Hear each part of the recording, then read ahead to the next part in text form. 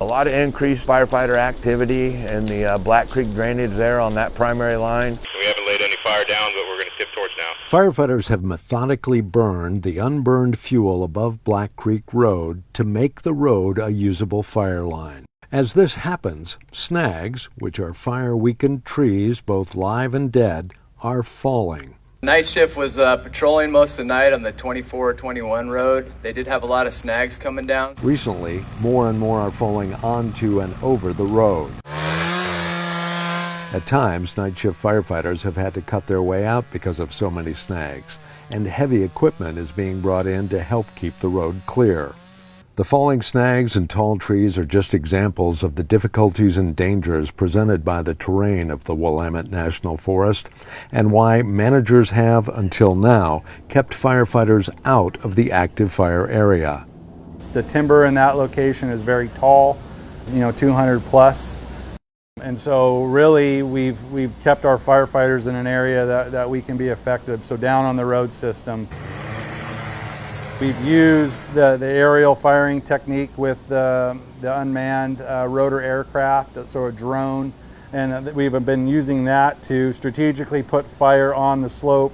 Since the fire high up the slope could not be accessed directly, an indirect strategy has been used.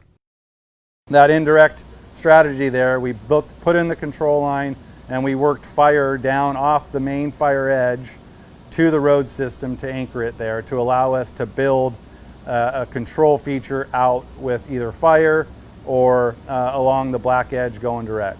Okay, sounds good. 30% on the line. Black Creek Road, while not an ideal place to hold the fire, was the best option on this flank. That's a good copy. And now that more and more of the fire is reaching the road edge, firefighters can begin putting it out there and start to contain this important section of the line.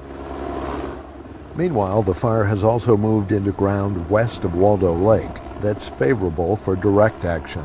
We were able to insert some supplies and crew over off the west shoreline of Waldo Lake in an effort to go a little bit more direct in that area.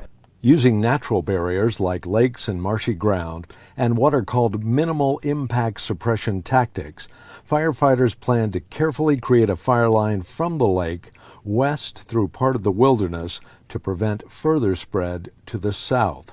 Tying it into this escarpment in here, and then we look to use helicopters within key areas to limit fire spread where we're unable to put firefighters due to the risk and high hazard area of the terrain and the tree conditions.